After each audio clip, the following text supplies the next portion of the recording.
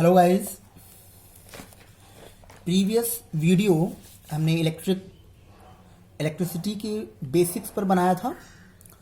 Then आपका इस video में हम डिस्कस करेंगे Ohm's law and resistance and its dependency. Clear? देखिए, फर्स्ट है आपका टॉपिक ओम्स लॉ है।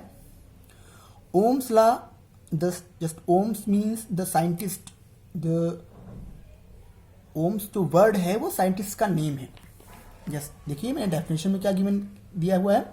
In 1827 a German physicist George Simon Ohm, the full form of that scientist name is George Simon Ohm, found that the relationship between the current I flowing in a metallic wire and the potential difference V across the terminals। देखिए, जो जॉर्ज साइमन थे उन्होंने क्या देखा experiment में कि अगर कोई एक ब्रांच है, ब्रांच हम किसे कहते हैं, जैसे हमने बोला कि ये कोई स्टार्टिंग एंड है और ये लास्ट एंड है। फिर हमने एक दूसरा पॉइंट ये स्टार्ट किया लाइन, जहां पे दो लाइन मिले, ये पॉइंट देखिए, वो उसको हम बोलते हैं नोड या बोल सकते हो टर्मिनल। एक ये ब्रांच हो गई, दूसरी ब्रांच ये हो गई, ऐसे आपका थर्ड ब्रांच ये हो गई, first branch, second branch, third branch and fourth branch. ठीक, तो ऐसे ही जो जॉर्ज साइमन ओम थे, जो साइंटिस्ट आपके थे, उन्होंने क्या देखा कि किसी भी एक ब्रांच में, हमने एक कोई ब्रांच ले लिया, ये जो भी यहाँ का दोनों एंड के V1 हमने मान लिया पोटेंशियल, V2 पोटेंशियल हो गया। इनका जो पोटेंशियल डिफरेंस होगा उसको मैं बोल रहा हूं potential difference is equal to V, हम डिनोट कर सकते हैं। मैंने आपको वीडियो में बताया होगा पहले कि पोटेंशियल डिफरेंस को हम V से डिनोट करते हैं। And the I current flows through this wire. I is what? Current जो हम बोल रहे हैं, करंट कितनी है? I फ्लो कर रही है। ये जो दोनों क्वांटिटीज हैं, फिजिकल क्वांटिटी हैं, वो आपस में कैसे रिलेट करती हैं? V is directly proportional to I। इन्होंने क्या बताया, जो जॉर्ज साइमन थे साइंटिस्ट, कि V is directly proportional to I। That means कि V जैसे जैसे इंक्रीज करेगा वैसे ही I भी इंक्रीज करेगा। देखिए, V इज जो क्या होता है, V अगर हम इक्वल करते हैं तो I इंटू R होता है। ये R क्या है हमारा? कांस्टेंट है। ठीक, R क्या है? कांस्टेंट है। R क्या है यहाँ पे कांस्टेंट, और इसकी डेफिनेशंस क्या है, ये सब चीजें हम लोग पढ़ेंगे। बट फर्स्ट हम लोग पढ़ लेते हैं क्या है ये ओम्स लॉ क्या है। ठीक है ना? तो ओम्स लॉ हमने क्या देखा कि फिजिसिस्ट या साइंटिस्ट ने क्या बताया है, या इसकी डेफिनेशंस में क्या है कि V is directly proportional to the I। V is directly proportional to the I। Clear? And what is the formula? V is equal to I into R। Here V is voltage या potential difference, I is current, R is constant which is called as resistance. क्या बोलते हैं इसको? हम resistance बोलते हैं। That constant name is resistance. Clear? अब देखिए, हमने एग्जैक्टली वही सारी डेफिनेशंस यहाँ पे आपको प्रोवाइड कराई है। ये आपका एक कोई हमने ब्रांच मान लिया, रेजिस्टेंस R है, I करंट फ्लो कर रहा है, V वोल्टेज यहाँ पोटेंशियल डिफरेंस है, दोनों एंड के जो पोटेंशियल डिफरेंस है V हमने एज्यूम किया है। ओके, नेक्स्ट देखिए,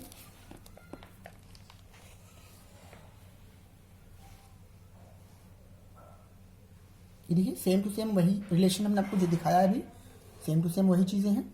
ठीक, ओके, इनकी डेफिनेशंस में ये आप एक मॉडिफिकेशन या बोल सकते हो एक दूसरा डेफिनेशन भी ये लिख सकते हो कि the ratio of V and I, the ratio of V and I is always constant. That is also definition of Ohm's law. Clear? ये 1 मार्क्स के क्वेश्चंस के लिए आपके आ सकते हैं कि according to Ohm's law v divide by I is equal to constant, variable, depending on other quantities, like that आपको question बना सकते हैं। तो हमेशा याद रखेंगे कि v upon I directly proportional होता है कांस्टेंट की, हमेशा इसकी वैल्यू कांस्टेंट होगी। और कैसे होती है इसको हम जस्ट वेरीफाई करते हैं। अभी देखिए R is constant and it this is known as resistance, बोला गया है। रेजिस्टेंस के बारे में हम लोग पढ़ेंगे। एंड ग्राफ, जो ग्राफ प्लॉट होता है v और i के मिड में, उसी से हमें क्या पता चलता है कि जो v और i का रेशियो है वो होता है कांस्टेंट। देखिए कैसे हम लोग इसको वेरीफाई करते हैं। देखिए हमने एज्यूम कर लिया कुछ v और i की वैल्यूज। ये जो ग्राफ है बहुत ही इंपॉर्टेंट है आपके लिए, आपको आना चाहिए, समझ में भी आना चाहिए, और इसके बेस न्यूमेरिकल भी आते हैं और ओम्स लॉ में डिफाइन भी करना होता है, इसलिए बहुत ही इंपॉर्टेंट है आपके लिए। ये v हो गया और ये हमने मान लिया i हो गया। ठीक, हम 3 या 4 वैल्यूज ले लेते हैं वेरीफाई करने के लिए। करंट हमने लिया है 1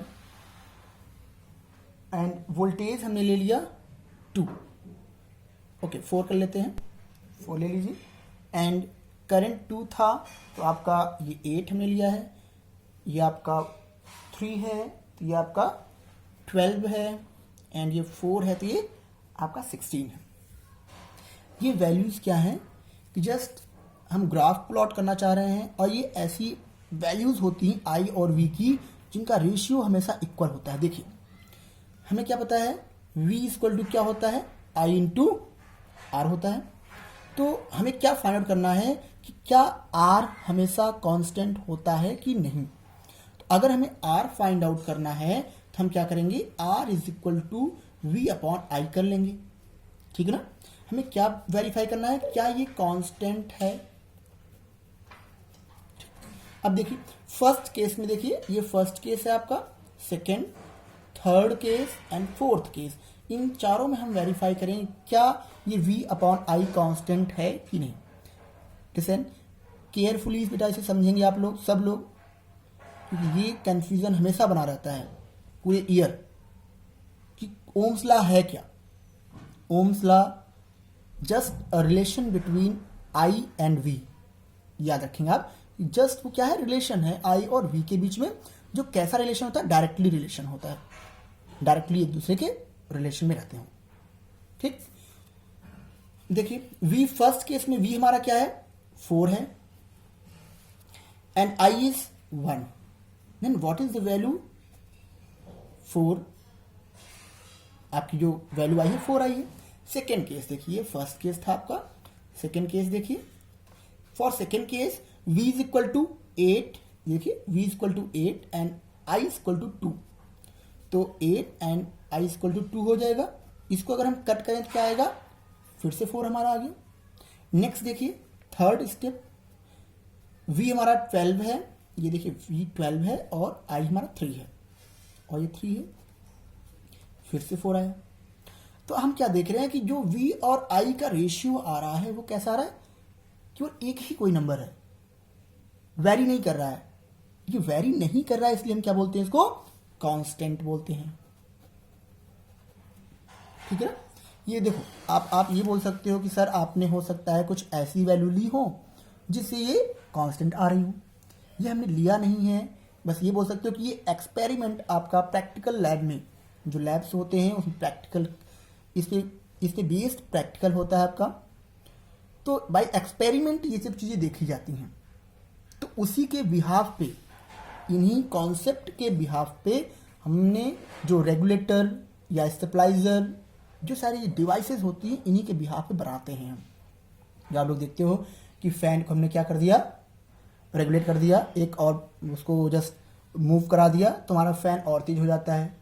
या स्टेबलाइजर में हम क्या देखते हैं कि हमने जिसको मूव कराया तो वोल्टेज हमारा इंक्रीज हो जाता है। वो वोल्टेज इंक्रीज या जो आई इंक्रीज हो जाता है वो हमारा सब इन्हीं पे वर्क करता है, ओम्स लॉ पे ही वर्क करता है। ठीक है ना, ओके। नेक्स्ट देखिए, अब इसको हम प्लॉट कैसे करेंगे। देखिए इसको प्लॉट कैसे करेंगे, ये हमारा आई हो गया और ये v हो गया। आई आप यहाँ भी रख सकते हैं और वी यहाँ भी रख सकते हैं, कोई प्रॉब्लम नहीं है इसमें, ठीक है ना। देखिए 0 0 पॉइंट पे हम ये 0 ले रहे हैं, फिर ये आपका आई हमारा 1 है, 1 रखा है यहाँ, फिर आई हमारा 2 है, देन 3, देन 4 तक हम प्लॉट करेंगे। ऐसे यहाँ भी कर लें पुट 4 8 12 एंड ये 16 आता है, ठीक। अब देखिए जब हमारा आई क्या था 1 था तो वोल्टेज हमारा कितना था 4 था। जब हमारा आई 1 है तो जैसे आप इसको इंक्रीज कराइए, कहाँ पे स्टॉप होगा, जब हमारा आई 1 था तो वोल्टेज कितना होना चाहिए 4, मतलब ये इसे हम इंक्रीज कराएंगे जैसे जैसे करंट को, कहाँ स्टॉप हो जाएगा, जब आपको 4 वोल्टेज मिल जाएगा यहाँ पे, क्लियर। अब देखिए सेकेंड, जब आई हमारा 2 था तो वोल्टेज हमारा कितना था 8 था। अब 2 आई हमारा है, इसको जस्ट इंक्रीज कराइए आप, कहाँ पे स्टॉप होना है, जब तक आपको 8 ना मिल जाए। 8 हमारा देखिए ऐसे लाइन इसको इंक्रीज करेंगे तो ये यहाँ मिलेगा, ऐसे कुछ ये मिल गया। थर्ड देखिए, अब अगर हम थर्ड को इंक्रीज कराएंगे करंट को, इसको कहाँ स्टॉप करना, देखिए थर्ड को वोल्टेज के पास, तो इसको हम ऐसे बना लेते हैं और इसे ऐसे कर लेते हैं,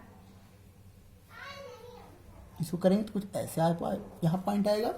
फिर ऐसे आपका लास्ट में जब करेंगे तो लास्ट का भी आएगा, ये देखिए यहाँ। अब इन लाइंस को हम आपस में ऐड कर देते हैं ऐसे सिंपली, ये देखिए। अभी लाइन क्या शो कर रही है, just line is like a linear graph. Linear graph मतलब क्या होता है बेटा, कि यहाँ पे कोई भी वेरिएशन ग्राफ में हमने क्या देखा, रिलेशन से भी देखा हमने, वी क्या है डायरेक्टली प्रोपोर्शनल है आई के, और यहाँ हमने ग्राफ भी प्लॉट कर लिया, देखा क्या कि कोई वेरिएशन नहीं हो रहा है, एक लीनियर लाइन हो रही है जिसमें क्या दिखा रहा है कि जो वैल्यू है हमेशा कांस्टेंट आ रही है। इस पॉइंट पे भी आपकी आर की वैल्यू 4 है, इस पॉइंट पे भी आर की वैल्यू 4 है, यहाँ भी 4 है और यहाँ भी 4 है, ठीक। तो वी और आई का रिलेशन कैसा होता है, लीनियर। ये भी आपका क्वेश्चन हो सकता है 1 marks question. The relation between V and I is, आपका आ सकता है ऑप्शन में लीनियर, नॉन लीनियर, पैराबोलिक या अदर, क्लियर ना। तो आप लिखेंगे लीनियर रिलेशन होता है वी और आई में। ओके नेक्स्ट देखिए, हम बात करेंगे जो आपका ये रेजिस्टेंस आया है कांस्टेंट, ये है क्या, ये आपके इस चैप्टर में बहुत ही इंपॉर्टेंट रोल है इसका। रेजिस्टेंस से क्वेश्चन आना है, चाहे वो इसके कॉम्बिनेशन से आए, चाहे रेजिस्टेंस से आए, आना है, ये श्योर है और डन। तो देखिए रेजिस्टेंस क्या होता है, resistance is a property of conductor to resist the flow of charge. Listen, हम प्रैक्टिकली अगर बात करें तो जो भी डिवाइसेस बनाते हैं, हर एक डिवाइस में डिफरेंट करंट की need, different amount of current की नीड होती है या वोल्टेज की नीड होती है। जैसे देखिए अगर हम लोग चार्जर अगर प्लग इन करते हैं तो क्या चार्जर को 220 वोल्ट चाहिए, क्या जितना करंट आ रहा है आपके सप्लाई वोल्टेज से, सप्लाई से उतना ही करंट उसमें चाहिए, नहीं। वहाँ क्या होते हैं, आपको बहुत ही कम करंट की ज़रूरत पड़ती है, बहुत ही कम। तो ऐसे ही आपके बहुत सारे डिवाइसेस हैं जिसमें करंट को हमें अप या डाउन कराना होता है, या तो कम कराना होता है या तो हाई कराना होता है। उस केस में आप क्या होता है, हम रेजिस्टेंस का यूज करते हैं, क्लियर। अब देखिए रेजिस्टेंस है क्या, resistance is a property of conductor. किसी कंडक्टर की कौन सी प्रॉपर्टी है, to resist the flow of, resist का क्या मतलब है, रोकना, स्टॉप करना। क्या होता है, स्टॉप करना या रोकना। इस नोट कर लेंगे आप, ब्रैकेट में लिख भी सकते हैं। टू रजिस्ट मीन्स स्टॉप या जस्ट स्टॉपेज, जैसे stoppage of the current of the flow of the charge. तो ये क्या करता है, जस्ट चार्ज जो फ्लो हो रहा होता है, जिसकी हेल्प से करंट फ्लो हो रही होती है, उसको स्टॉप करने लगता है, ठीक। अब देखिए अगर करंट को ये स्टॉप कर रहा है, फ्लो कर रहा है, क्योंकि स्टॉप कर रहा है तो क्या होगा, हम देखिए क्या बात करते हैं, ये V इक्वल टू क्या है आपका आई आर, तो V divide by I is equal to R होगा। अब देखिए यहां पे आर की प्रॉपर्टीज क्या होती है, जस्ट स्टॉपेज ऑफ करंट। ये क्या करता है, करंट को स्टॉप करता है। अगर ये करंट को स्टॉप करता है तो क्या करंट को कम कर रहा होगा, करंट को क्या करेगा, ये कम करेगा। अगर करंट को कम करेगा, देखिए अगर हमारा करंट कम हमें चाहिए, किसी भी डिवाइस में करंट हमें कम चाहिए, तो अगर ये वैल्यू आई डिक्रीज हो रही है तो आर की वैल्यू बढ़ जाएगी। मतलब क्या, अगर किसी भी डिवाइस में अगर हम रेजिस्टेंस हाई रेजिस्टेंस यूज कर रहे हैं तो वहां पे करंट क्या होगा, कम फ्लो होगा। देखिए हाई अगर रेजिस्टेंस हमने यूज किया है तो क्या होगा, ये करंट कम फ्लो होगा, मतलब कि कम हो जाएगा। ऐसे ही देखिए अगर हमने क्या किया, करंट को अगर इंक्रीज करना है तो क्या कर सकते हैं, आर अगर हम डिक्रीज कर दें, आर कम से कम लें तो हमारा वो स्टॉपेज कम से कम होगा। स्टॉपेज अगर कम से कम होगा तो हमारा आई बढ़ जाएगा। ठीक है ना। ओके, तो हम क्या देख रहे हैं, आई और आर में कैसा रिलेशन है।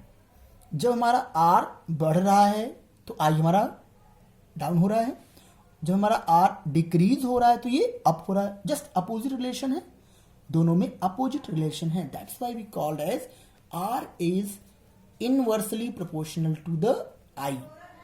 क्या बोलते हैं, आर इज या I is inversely proportional to the each other. याद रखेंगे आप हमेशा। ओके, अब बेटा ये आपका हो सकता है कंफ्यूजन, ये स्टॉपेज कैसे होता है, ये स्टॉप कैसे कर लेता है किसी भी चार्ज फ्लो को, या किसी भी जो फ्लो ऑफ करंट है उसको स्टॉप कैसे करता है। ये बेटा थोड़ा अगर इस पर हम थोड़ा अगर बात करें तो थोड़ा आपकी जो वीडियो है बहुत लॉन्ग हो जाएगा।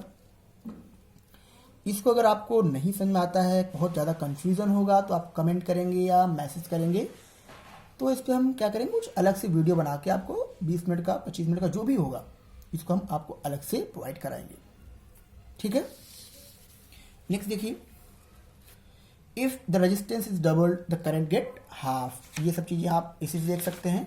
यहां देखिए आई हमारा क्या होता है, इनवर्सली प्रोपोर्शनल होता है 1/r के, या हम बोल सकते हैं r इज 1/i कर सकते हैं। r इज इक्वल टू, देखिए हमने क्या लिखा है, इफ रेजिस्टेंस इज डबल्ड, हमने रेजिस्टेंस को क्या कर दिया, डबल कर दिया। रेजिस्टेंस को हमने डबल कर दिया है, जस्ट 2 टाइम्स हो गया, तो आई हमारा क्या हो जाएगा, 2 टाइम्स डिक्रीज हो जाएगा। क्या हो जाएगा, 2 टाइम डिक्रीज हो जाएगा। देखिए if the resistance is doubled the current get halved. क्या हो जाएगा, हाफ हो जाएगा। अब ऐसे कैसे, थोड़ा इसको देखिए कैसे हो जाएगा। आप v is equal to I R, resistance हमारा डबल हो रहा है, v अपॉन आई। ये क्या हो रहा है, r हमारा डबल हो गया, रेजिस्टेंस इज डबल, तो क्या इस 2 को हम इस तरफ ले आ सकते हैं, then r is equal to V upon 2i। ठीक है ना। अब देखिए पहले हमारा जो भी था करंट, पहले हमारा जो v और i का रेशियो था, अब क्या हो जाएगा, वो 1/2 इंटू वी अपॉन आई लिख सकते हैं इसको, इज इक्वल टू r। ये क्या हो गया, हाफ हो गया पहले का, इसलिए लिखा हुआ है कि if the resistance is double the current gets halved, मतलब हाफ हो जाना। A component is used to regulate current without changing the voltage source is called as variable resistance. Listen, resistance एक ही क्वालिटी के नहीं होते हैं, बहुत सारे क्वालिटीज के होते हैं। वेरिएबल रेजिस्टेंस होता है और रियोस्टैट, ये देखिए एक वर्ड लिखा रियोस्टैट, इसको रियोस्टैट या रियोस्टैट दोनों चीज पढ़ सकते हैं। A device rheostat is often used to change the resistance in the circuit. Rheostat क्या है, एक डिवाइस है जो ऑटोमेटिक क्या करता है कि रेजिस्टेंस को हम लोग क्या कर सकते हैं, उससे चेंज कर सकते हैं विदाउट सर्किट में हम चेंज किए, उसको हम रेजिस्टेंस की वैल्यू को चेंज कर सकते हैं। आप देखिए ये क्या है, वेरिएबल, हाँ वेरिएबल जिसे हम बोल सकते हैं वेरिएबल रेजिस्टेंस भी बोल सकते हैं। रियोस्टैट क्या है, हम लोग प्रैक्टिकल लैब में से देखेंगे कैसे होता है, क्या होता है, कैसे हम रेजिस्टेंस को चेंज करते हैं। ठीक है ना। SI unit of resistance is ohm. ये ओम क्या है, just name of the scientist, scientist के नेम पे ही इस यूनिट को डिसाइड किया गया है, रखा गया है। डिनोटेड बाई, ये जस्ट आप डायग्राम देखिए कैसे इसको डिनोट करते हैं, कुछ ऐसे जी, ये ओम की वैल्यू, ठीक है ना। देखिए then metals and alloys like silver, copper, iron have very low resistivity in the range of the 10 की power minus 8 to 10 की power minus 6 ohm meter called as good conductor of electricity। अब देखिए conductors क्या होते हैं, हमने आपको एक 2 पेज का नोट्स और भेजा था जिसमें conductor, insulator and semi conductor ये तीनों आपको हमने प्रोवाइड कराया था। क्लियर। कंडक्टर्स क्या है, जिसमें इजीली करंट फ्लो कर जाए, जैसे आपके आयरन, सिल्वर, कॉपर, ये सब सारी चीजें, सारे मटेरियल्स, इसी को हम बोलते हैं good conductor. Good conductor means that allows the current easily, जो इजिली करंट को अलाउ करे उसी को हम बोलते हैं गुड कंडक्टर। सेकेंड आपका इंसुलेटर की हम बात करें, इंसुलेटर क्या होता है, the material that not allows the current to flow through it. ऐसा मटेरियल जो करंट को फ्लो करने का, मतलब कि फ्लो, ऐसा मटेरियल जिससे करंट फ्लो ना हो सके, हम बोल सकते हैं can not allow the flow of current, material that can not allow the flow of current. जैसे हम प्लास्टिक बोल सकते हैं, ठीक ना, प्लास्टिक एंड ड्राई वुड, ये सब चीजें क्या है, इंसुलेटर है। एंड सेमी की कंडक्टर क्या होती है, semi conductor that works like conductor and insulator both. Semi conductor की क्वालिटी क्या होती है, वो इंसुलेटर एंड कंडक्टर दोनों की तरह ही बिहेव कर सकता है, ठीक है ना। 0 टेम्परेचर पे ये आपको इन्फॉर्मेशन दे रहे हैं, बहुत ज़्यादा इसके डीप में नहीं जाना है क्योंकि आपके चैप्टर में बहुत ज़्यादा नहीं है, बट अगर स्मॉल क्वेश्चंस 1 मार्क्स क्वेश्चन आ जाते हैं तो आप जिससे उसको सॉल्व कर पाए कि 0 टेम्परेचर पर at 0 temperature semi conductor work as a insulator. 0 अगर टेम्परेचर है तो वहां पे जो आपका इंसुलेटर होगा, वो जो आपका सेमी कंडक्टर होगा वो एज अ इंसुलेटर वर्क करेगा। Clear. And at room temperature हम बात करें, एट रूम टेम्परेचर पर वही semi conductor as a conductor work करेगा। देखिए मैं यहां राइट कर दे रहा हूं, अगर 0 टेम्परेचर है 0 केल्विन पर क्या करेगा, वो एज लाइक इंसुलेटर होगा, एंड -273 केल्विन पर रूम टेम्परेचर तो क्या होगा आपका, ये as a conductor use work करेगा। ये आप याद रखेंगे और कुछ ज़्यादा इसमें इंपॉर्टेंट नहीं है, और इनके एग्जाम्पल्स आपको याद रखने हैं। एग्जाम्पल्स देख लीजिए, ये आपके एग्जाम्पल्स हैं। ये हमने नेक्स्ट देखिए क्या लिखा है, ये कॉन्स्टेंटन, मैग्नेनियन, नाइक्रोम, ये सब क्या है, एलॉय हैं। एलॉय मीन्स क्या होता है, जस्ट मिक्सचर ऑफ 2 और 3 मटेरियल, जिसको हम क्या करते हैं 2-3 मटेरियल्स को मिक्स करके बनाते हैं, उसे हम बोलते हैं एलॉय। एक वर्ड लिखा हुआ है, तो देखिए ये जो कॉन्स्टेंटन है किससे मिलकर बना है, कॉपर एंड निकल। ये देखिए कॉपर, मैग्नीशियम एंड निकल, ऐसे का ये देखिए ये इन सब से मिलके बने हैं, जिसमें बनाया है ये एलॉयज हैं। नेक्स्ट देखिए इंसुलेटर में देख लीजिए क्या लिखा हुआ है, insulator like rubber, glass, ebonite भी एक मटेरियल है जो इंसुलेटर की तरह वर्क करता है। Diamond, paper have very high resistance in the order of 10 की पावर 12 एंड 10 की पावर 17। तो देखेंगे आप कि रबर और इबोनाइट एंड डायमंड, अगर आपके जैसे एग्जाम्पल में आते हैं, क्वेश्चंस आते हैं कि जस्ट 4 ऑप्शन दिए हैं, select one of them which have highest resistance. देखेंगे आप इबोनाइट, डायमंड एंड रबर्स, अगर ये सब चीज़ें अगर आपकी हैं उसमें, तो इसमें क्या होते हैं, हाईएस्ट रेजिस्टेंस इसमें होता है। अगर हम बात करें कि सर इनमें हाईएस्ट किसका होता है, तो जस्ट बताइए कि आपको एक कंपैरिजन लिस्ट गिवन है आपके बुक में, सारे कंपैरिजन लिस्ट देखेंगे कि इबोनाइट का जो है, अगर हम बात करें, जस्ट वेट,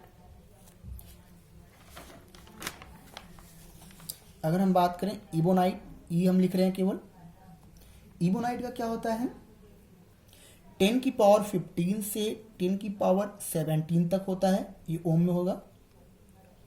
एंड डायमंड की हम बात करें, डायमंड की बात करें तो आपका 10 की पावर 12 से 10 की पावर 13 ओम होता है। ये रेजिस्टिविटी है, ओम मीटर में होगा। रेजिस्टिविटी क्या है वो भी हम डिस्कस करेंगे, रेजिस्टिविटी क्या है उसको भी हम डिस्कस करेंगे। ओम मीटर ये लिखते हैं, ये क्या है, रेजिस्टिविटी है। एंड देन पेपर हमने लिखा है, पेपर देख लीजिए, पेपर के लिए कितना है 10 की पावर 12, क्लियर, या उससे नीचे 10 की पावर 12 या उससे बिलो हम बोलते हैं। तो और रबर भी हमने देखा था, रबर के लिए देख लीजिए, रबर के लिए क्या है 10 की पावर 13 टू 10 की पावर 16। अब आप इससे देख लीजिए, यहाँ पे जस्ट आप वेरीफाई कर सकते हैं कौन सा फर्स्ट नंबर पे होगा हाईएस्ट रेजिस्टिविटी में, कौन सा सेकंड नंबर पे होगा। फर्स्ट नंबर इज एबोनाइट 10 की पावर 15 टू 10 की पावर 17, क्लियर। तो highest resistivity of the resistance have ebonite. ऐसा कौन सा मटेरियल है जिसकी हाईएस्ट रेजिस्टिविटी होती है, एबोनाइट की। सेकेंड नंबर आपका डायमंड होता है, then rubber and other things आप लिख सकते हो। ओके, नेक्स्ट देखिए डिपेंडेंसी ऑफ रेजिस्टेंस। डिपेंडेंसी मतलब क्या होता है कि रेजिस्टेंस किस पर डिपेंड करता है, किस किस चीज़ों पे डिपेंड करता है। ये क्वेश्चन बहुत इंपॉर्टेंट है, हमेशा पूछा जाता है। Just define resistance and its dependency of resistance. तो डिपेंडेंसी में ये 3 आपके पॉइंट है यहाँ पे। First, length of conducting wire. क्या होता है, जो रेजिस्टेंस होता है वो लेंथ पर डिपेंड करता है। कैसे देखिए, resistance R is of conducting wire is directly proportional to the length. कैसा होता है, डायरेक्टली प्रोपोर्शनल होता है, मतलब जैसे जैसे लेंथ हमारा बढ़ता जाएगा रेजिस्टेंस की, उसकी वैल्यू भी उतनी ही बढ़ती जाएगी, क्लियर। नेक्स्ट देखिए area of conducting wire. Area पे देखिए कैसे डिपेंड करता है, resistance R of the conducting wire inversely proportional. कैसा होता है, आर के साथ इसका कैसा रिलेशन होता है, इनवर्सली प्रोपोर्शनल होता है। मतलब क्या, अगर एरिया बढ़ेगा तो हम क्या बोलेंगे, आर हमारा डाउन हो रहा है, ठीक है। एरिया और लेंथ में आप डिफरेंस समझ रहे हो, length mean just single line, area means that width and length both are increasing, clear. तो केवल हम अगर लेंथ अगर इंक्रीज हो रहा है तो हम बात करेंगे कि वो क्या हो रहा, जैसे जैसे लेंथ बढ़ेगा वैसे वैसे आर भी बढ़ेगा। बट अगर लेंथ और विड्थ दोनों ही बढ़ रहे हैं, उसकी एरिया में इंक्रीमेंट हो रहा है, तो हम बोलेंगे जैसे जैसे एरिया इंक्रीज होता है वैसे आर हमारा डिक्रीज होता है, अपोजिट रिलेशन होता है। अब देखिए दोनों अगर इक्वेशंस को हम मर्ज करें तो क्या होगा, एक आपका और था ये मटेरियल ऑफ वायर, उसको हम डिस्कस कर लेंगे। देखिए अब दोनों हम इक्वेशंस को अगर ऐड करें तो L हमारा क्या था, डायरेक्टली प्रोपोर्शनल, और A हमारा था इनवर्सली प्रोपोर्शनल था। दिन देखिए R इज इक्वल टू, ये हमने रो लिखा है L बाई A। ये रो क्या है, just resistivity of material. L क्या है, लेंथ ऑफ वायर, A क्या है, एरिया ऑफ वायर। तो ये रेजिस्टेंस का रिलेशन लेंथ और एरिया के साथ और रेजिस्टिविटी के साथ है। ये भी आपका फॉर्मूला बहुत ही ज़्यादा इंपॉर्टेंट है इस चैप्टर में, इंपॉर्टेंट है। तो ओम्स लॉ एंड रेजिस्टेंस, इनकी जो फॉर्मूला हैं सारे, वो बहुत ही ज़्यादा इंपॉर्टेंट है। इनसे क्वेश्चन आना ही है, इस बार भी आया था, पिछली बार भी आया, हर एक ईयर आएगा, याद रखिए, क्योंकि ये बहुत ही इंपॉर्टेंट यहाँ पे रोल है इसका। नेक्स्ट देखिए रेजिस्टिविटी क्या होता है, resistivity also called a specific electrical resistance और volume resistivity. Resistivity is a fundamental property of material that quantifies how strongly it resists or conducts electric current। देखिए बेटा, रेजिस्टिविटी क्या है कि कोई रेजिस्टेंस अगर है तो हम क्या देखते हैं कि ये कितना ज़्यादा स्ट्रांगली उस करंट को स्टॉप कर पा रहा है या कितना कम कर पा रहा है। तो ज़्यादा जो स्ट्रांगली उसको स्टॉप कर रहा हुआ करंट को हम बोलेंगे कि ये इस रेजिस्टेंस की रेजिस्टिविटी बहुत हाई है, पावर बहुत हाई है। मतलब क्या, ये करंट को ज़्यादा से ज़्यादा स्टॉप कर रहा है। जो ज़्यादा स्टॉप करेगा हम क्या बोलेंगे, उसकी पावर ज़्यादा है, उसकी स्ट्रेंथ उसके पास ज़्यादा है। ऐसे उस रेजिस्टेंस के पास स्ट्रेंथ बहुत ज़्यादा है, क्या, करंट को स्टॉप करने की स्ट्रेंथ ज़्यादा है, पावर ज़्यादा है। That's why we called as resistivity, because it's name is resistance That's why we called as resistivity of this material, that the resistivity of that resistance is high. हमने वहाँ power नहीं use किया, strength नहीं use किया, क्यों? Just हमें क्या, जैसा हमारे पास मटेरियल होता है वैसे ही उसको हम जस्ट नेम मेंशन करते हैं. पावर अगर बात करेंगे तो पावर हम नॉर्मली यूज करते हैं हमेशा, तो हम डिफ्रेंशिएट नहीं कर पाएंगे कि हम रेजिस्टेंस की बात कर रहे हैं कि ह्यूमन बीइंग की बात कर रहे हैं पावर में या अदर की बात कर रहे हैं. इसलिए जस्ट हमने रेजिस्टिविटी यहाँ नेम दे दिया है, जस्ट लाइक पावर, कि कोई रेजिस्टेंस है वो अगर ज़्यादा स्टॉप कर रहा है तो उसको हम बोलते हैं, उसके बाद पावर ज़्यादा है. बट पावर न बोल के हम क्या बोलते हैं कि उसके पास रेजिस्टिविटी ज़्यादा है. क्लियर? अगर वो बहुत ही कम करंट को स्टॉप कर पा रहा है तो हम बोलेंगे क्या, रेजिस्टिविटी उसकी कम है. ऐसे ही इसीलिए यहाँ देखिए, ये हमने जो आपको एग्जाम्पल बताया, ebonite, diamond, paper and rubber, इनकी क्या है, रेजिस्टिविटी ज़्यादा है. रेजिस्टिविटी क्या होता है, जो रिलेशन होता है, जो एसआई यूनिट होती है, ओम मीटर होता है. तो ये सब जो वैल्यू है इनकी रेजिस्टिविटी है, नॉट रेजिस्टेंस. रेजिस्टेंस तो 5 ओम, 10 ओम, 5 किलो ओम, ऐसे बोल सकते हो, के ओम. ठीक, उसको हम बाद में देखेंगे. देखिए, unit of resistivity is ohm meter and denoted by rho. Okay, next देखिए, इस रेजिस्टेंस का एप्लीकेशन क्या है. फर्स्ट हमने डिस्कस कर लिया है, to stop the current, to stop the flow of current बोल सकते हो. क्लियर? फर्स्ट आप रहिए, किसी भी इलेक्ट्रिकल सर्किट में करंट को स्टॉप करना है, इसका एक यूज है या एप्लीकेशन है. नेक्स्ट देखिए, transformation of electrical energy. Transformation of electrical energy क्या है. देखिए, आप जो हीटर यूज करते हैं, अगर हम बात करें एग्जांपल की, कैसे हम ट्रांसफॉर्मेशन करते हैं इलेक्ट्रिकल एनर्जी का. अगर हम फर्स्ट एग्जांपल लें फैन का, तो हम क्या करते हैं कि फैन में जो क्वाइलिंग होती है कॉपर वायर की, वो क्या है, जस्ट रेजिस्टेंस ही है. तो क्या करता है वो, उसी की हेल्प से, वो जो क्वाइल होता है उसी की हेल्प से हम क्या देखते हैं कि मैग्नेटिक फील्ड क्रिएट होता है इनसाइड. मैग्नेटिक फील्ड क्रिएट होने से क्या होता है, जैसे वो रोटेट करता है.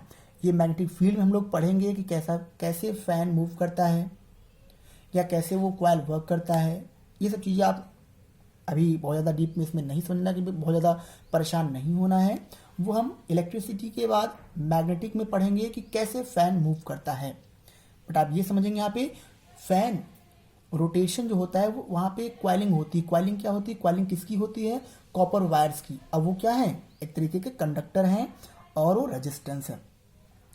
तो हमने क्या अप्लाई किया यहाँ पे, जैसे हम स्विच ऑन करते हैं तो फैन मूव करने लगता है.